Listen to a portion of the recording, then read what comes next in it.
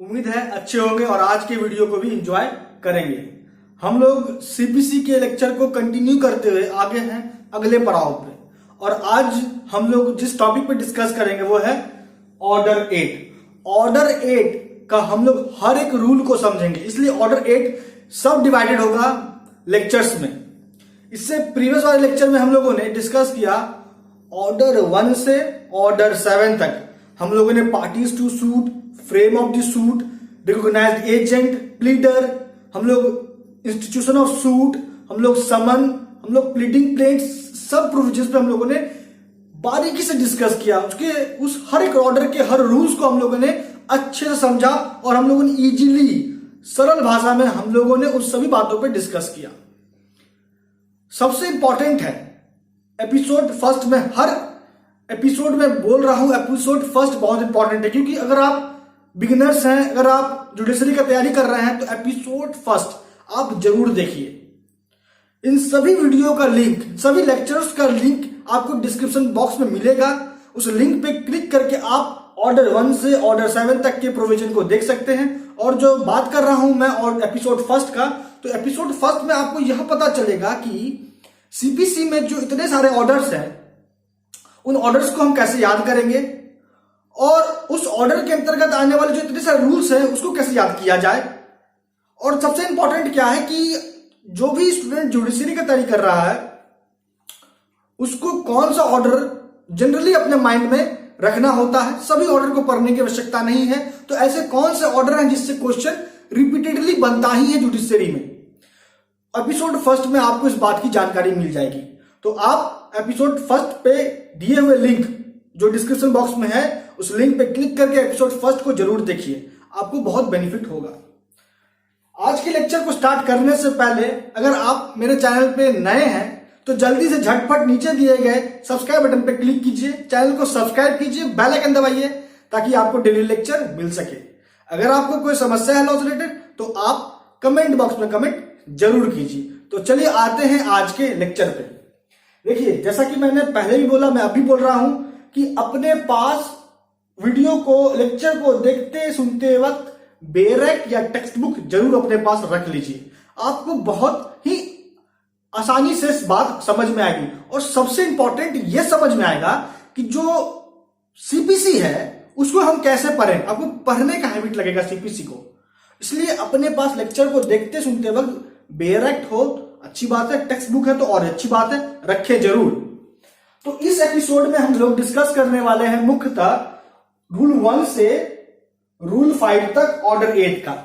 अब हम लोग इसलिए डिस्कस करेंगे इस एपिसोड में सिर्फ रूल 5 तक 1 से, इसलिए क्योंकि आगे जो ऑर्डर 8 का जो रूल है वो बहुत इंपॉर्टेंट है जुडिशियल पॉइंट ऑफ व्यू से। जैसे सेट ऑफ का प्रोविजन, पहले आप समझ लीजिए क्योंकि ये बहुत ही छोटा सा मुद्दा है रूल 1 से रूल 5, इसलिए जो इंपॉर्टेंट है वो मैं आपको समझाना चाहता हूं। जैसे कि सेट ऑफ का प्रोविजन, काउंटर क्लेम,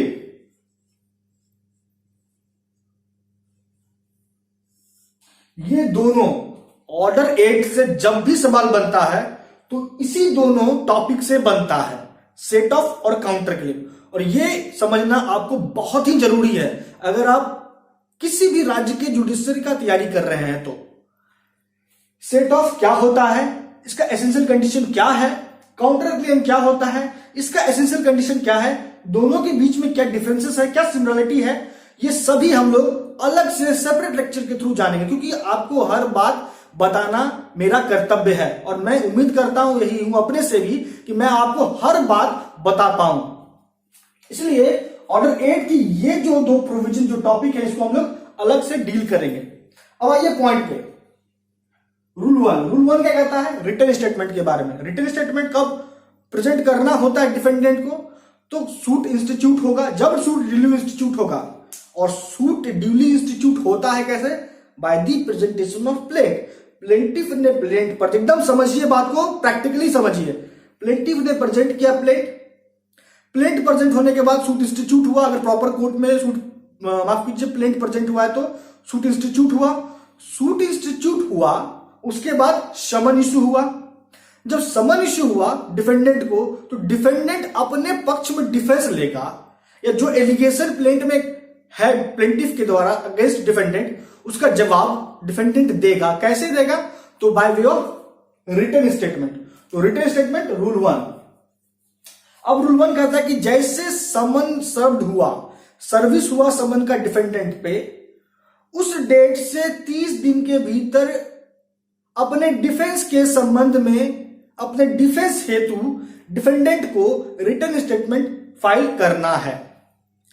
लेकिन यहां जो 30 दिन का समय है from the date of service of summons to the defendant, अगर इस 30 दिन के भीतर डिफेंडेंट रिटन स्टेटमेंट फाइल नहीं कर सकता या नहीं कर पाया, तो फिर इस 30 दिन के पीरियड को 90 दिन बढ़ाया जा सकता है। मतलब 30 दिन 90 दिन में इंक्लूडेड होगा from the date of service of summons. तो डिफेंडेंट को 90 दिन का मौका मिलेगा। अगर वो 30 दिन के भीतर फेल हो जाता है तो 90 दिन के भीतर मौका मिले तो कोर्ट यहां पे रीजन रिकॉर्ड करना होगा कोर्ट को लिखित में कि क्या कारण है कि फर्दर टाइम एक्सटेंड करना पड़ रहा है 90 दिन तक। उसके बाद डिफेंडेंट को 90 दिन मिलेगा अपने डिफेंस में रिटन स्टेटमेंट प्रेजेंट करने के लिए। अब यहां इंपॉर्टेंट क्या है समझना, ये समझिए। 2018 के पहले सुप्रीम कोर्ट का एक जजमेंट आया और ये जजमेंट बहुत इंपॉर्टेंट है। ये जजमेंट था कैलाश वर्सेस ननकू का। कैलाश वर्सेस ननकू के केस में सुप्रीम कोर्ट ने कहा कि जो प्रावधान दिया गया है for the presentation of the written statement by the defendant, जो पीरियड प्रिस्क्राइब्ड है 30 डे 90 डेज, ये मैंडेटरी नहीं है, ये डायरेक्टरी इन नेचर है। फर्दर पीरियड 90 दिन से भी अधिक पीरियड मिल सकता है डिफेंडेंट को रिटन स्टेटमेंट फाइल करने के लिए, अगर कुछ एक्सेप्शनल सर्कमस्टांसेस के केस में। पहला कि अगर ऐसा कोई परिस्थिति है जो beyond the control of the defendant है, तब 90 दिन से अधिक समय दिया जा सकता है डिफेंडेंट को कि वो रिटन स्टेटमेंट अपने डिफेंस के संबंध में प्रेजेंट करे। या अगर डिफेंडेंट को ग्रेव इंजस्टिस हो सकता है अगर वो रिटन स्टेटमेंट फाइल नहीं करता है, तो ऐसे केस में उसको 90 दिन से अधिक समय मिलेगा रिटन स्टेटमेंट फाइल करने के लिए। तो ये कहा गया था कैलाश वर्सेस ननकू के केस में सुप्रीम कोर्ट के द्वारा। उसके बाद देखिए क्या हुआ 2018 में सिविल लॉ अमेंडमेंट हुआ सीपीसी में, और 90 दिन के पीरियड को बढ़ा दिया गया, कर दिया गया 120 दिन। मतलब अब इस संशोधन के बाद डिफेंडेंट अगर 30 दिन के भीतर प्रेजेंट नहीं कर पाया, फाइल नहीं कर पाया WS, तो उसको फर्दर 120 दिन और मिलेगा, जिस 120 दिन में 30 दिन इंक्लूडेड होगा। और ये कब से काउंट होगा? From the date of service of summons to the defendant. तो इतनी सारी बातों की जानकारी आपको मिली रूल 1 से। अब आइए रूल 1A, और ये इंपॉर्टेंट है रूल 1A पे आते हैं। रूल 1A कहता है कि डिफेंडेंट ने जो डिफेंस लिया है, जिस भी डॉक्यूमेंट के आधार पे उसने डिफेंस लिया है, या जो भी रिलीफ डिफेंडेंट को चाहिए प्लेंटिफ से, और वो रिलीफ जिस भी डॉक्यूमेंट पे बेस्ड है, रिलाइड अपॉन कर रहा है, उस सभी डॉक्यूमेंट को at the time of filing the written statement, उस सभी डॉक्यूमेंट को लिस्ट में प्रिस्क्राइब करके उस लिस्ट को और उस लिस्ट के साथ सभी डॉक्यूमेंट्स को प्रेजेंट करना होगा कोर्ट में। अगर वो डॉक्यूमेंट, वो सभी डॉक्यूमेंट डिफेंडेंट के पोजीशन पावर में है तो, अगर नहीं है, वह डॉक्यूमेंट किसी तीसरे व्यक्ति के पोजीशन या पावर में है, तो किस व्यक्ति के पोजीशन पावर में है यह बताना होगा। अगर डिफेंडेंट के पोजीशन पावर में है फिर भी वो प्रेजेंट नहीं करता है वो डॉक्यूमेंट को, तो फिर वो बाद में उस डॉक्यूमेंट को अपने फेवर में एज ए एविडेंस के रूप में प्रेजेंट नहीं कर सकेगा बिफोर कोर्ट, जब तक कोर्ट अनुमति नहीं देगी तब तक।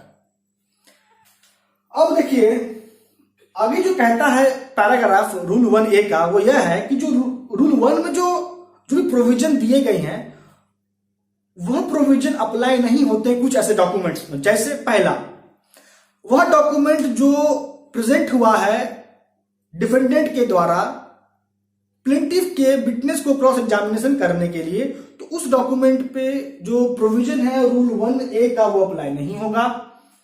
दूसरा, जिस डॉक्यूमेंट का इस्तेमाल हो रहा है मेमोरी को रिफ्रेश करने के लिए, और रिफ्रेशिंग मेमोरी को रिलेटेड जो प्रोविजन है वो है इंडियन एविडेंस एक्ट में और section 159। 159 of the evidence act यह बताता है कि किस डॉक्यूमेंट का इस्तेमाल किया जाएगा फॉर रिफ्रेशिंग मेमोरी। तो उस डॉक्यूमेंट पे भी जो प्रोविजन है रूल 1A का अप्लाई नहीं होता है। तो इतनी सारी बातों की जानकारी आपको मिली रूल 1A से। अगर आगे बढ़ते हैं, अब आते हैं रूल 2 पे।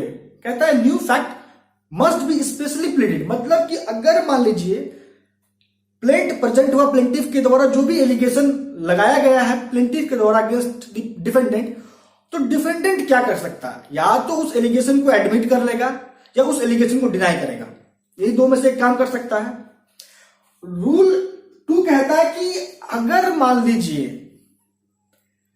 प्लेंटिफ का सूट बार्ड है by law of limitation on the ground of limitation, या प्लेंटिफ ने जिस कोर्ट में सूट प्रेजेंट किया है, फाइल किया है, जिस कोर्ट में सूट इंस्टीट्यूट हुआ है उस कोर्ट का उस सूट पे जुरिस्डिक्शन नहीं है, और डिफेंडेंट इस दो ग्राउंड पे लिमिटेशन और जुरिस्डिक्शन के ग्राउंड पे अगर डिफेंस लेना चाहता है तो अपने रिटन स्टेटमेंट में इस बात को स्पेशली वो डील करेगा, बताएगा। ये हो गया रूल 2 का कंसेप्ट। आगे बढ़ते हैं, आते हैं रूल 3 पे। रूल 3 कहता है डिनाइड टू बी स्पेसिफिक, मतलब अगर मान लीजिए डिफेंडेंट प्लेंटिफ के एलिगेशन को डिनाई कर रहा है तो डिनाइल जब भी होगा तो वो स्पेसिफिक होना चाहिए। ठीक है, स्पेसिफिक होने का क्या मतलब होता है कि जिस बात पे, फॉर एग्जांपल कि अगर मामला, जैसे कि आप रूल 3 देखते हैं, अगर आपके पास बेयर एक्ट है तो वहां देखिए कि अगर मामला प्लेंटिफ ने डिफेंडेंट के अगेंस्ट लाया है for the recovery of money, और प्लेंटिफ का कहना है कि डिफेंडेंट के पास कोई सर्टेन सम जो है वो बकाया है, डिफेंडेंट को देना है प्लेंटिफ को, ये प्लेंटिफ का कहना है। तो यहां पे डिफेंडेंट जो है इस बात का जवाब, इस एलिगेशन का जवाब स्पेसिफिकली, मतलब स्पष्टता पूर्ण देगा कि कौन सा अमाउंट उसके पास है तो कितना है प्लेंटिफ का उसके पास, नहीं है तो पूरा स्पेसिफिकली स्पष्टीकरण के साथ बोलेगा अपने रिटन स्टेटमेंट में, दैट मींस अपना डिफेंस लेगा। तो यही कह रहा है रूल 3 कि जब भी डिनाइल होगा कैसा होना चाहिए, स्पेसिफिक होना चाहिए। अब आते हैं रूल 4 पे। रूल 4 कहता है इवेसिव डिनाइल। इवेसिव डिनाइल का मतलब क्या होता है,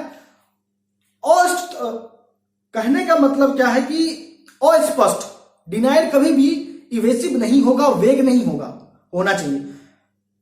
डिफेंडेंट प्लेंटिफ के एलिगेशन को डिनाई कर रहा है, कर सकता है, लेकिन उसका जो यह डिनाइल है वो इवेसिव का मतलब होता है अस्पष्ट, टालने जैसा। ऐसा डिनाइल नहीं होना चाहिए। एलिगेशन का डिनाइल होना कैसा चाहिए, रूल 3 में बताया गया, स्पेसिफिक होना चाहिए।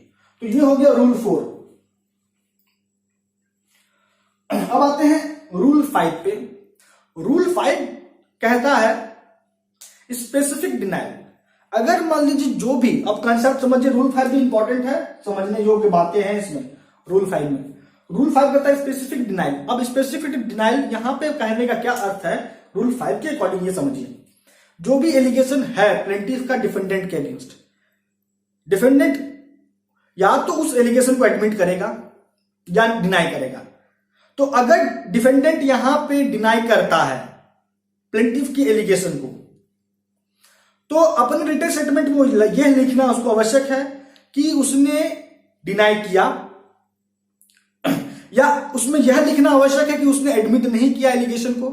अगर उसने अपने रिटन स्टेटमेंट में, दैट मींस डिफेंडेंट अपने रिटन स्टेटमेंट में प्लेंटिफ के एलिगेशन को लेके उसको डिनाई नहीं करता है, या ऐसा नहीं लिखा हुआ है उसके रिटन स्टेटमेंट में कि वह उसको एडमिट नहीं कर रहा है, तो फिर यह माना जाएगा कि डिफेंडेंट ने प्लेंटिफ के एलिगेशन को एडमिट कर लिया।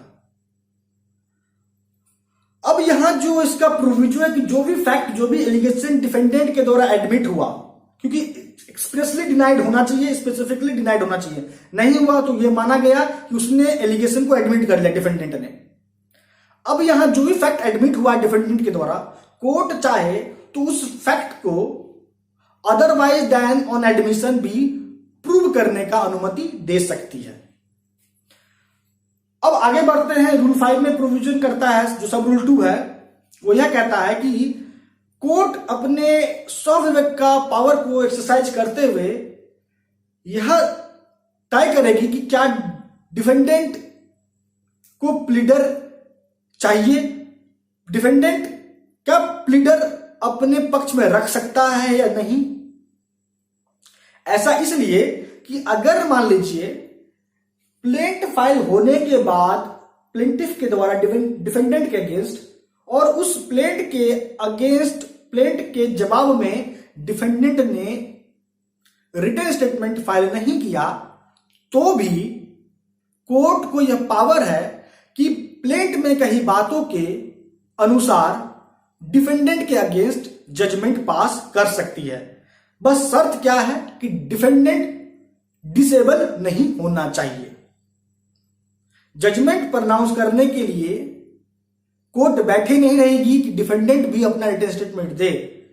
प्लेंट अगर फाइल हुआ है और डिफेंडेंट ने WS प्रेजेंट नहीं किया है तो प्लेंट में कही गई बातों के अनुसार भी जजमेंट सुनाया जा सकता है। लेकिन उसके पहले जैसा कि मैंने बोला कि कोर्ट अपने स्वविवेक का इस्तेमाल करके यह तय करेगी कि क्या डिफेंडेंट अपने पक्ष में प्लीडर रख सकता है या नहीं, योग्य है या नहीं। तो ये जो कॉन्सेप्ट ये अप्लाई होता है एबल्ड पर्सन के केस में, not in case of disabled person. ये आपको ध्यान रखना है। अगर मान लीजिए जजमेंट प्रनाउंस हो गया रूल 5 के अकॉर्डिंग, तो उस जजमेंट को फॉलो करते हुए डिक्री भी पास प्रिपेयर होगा।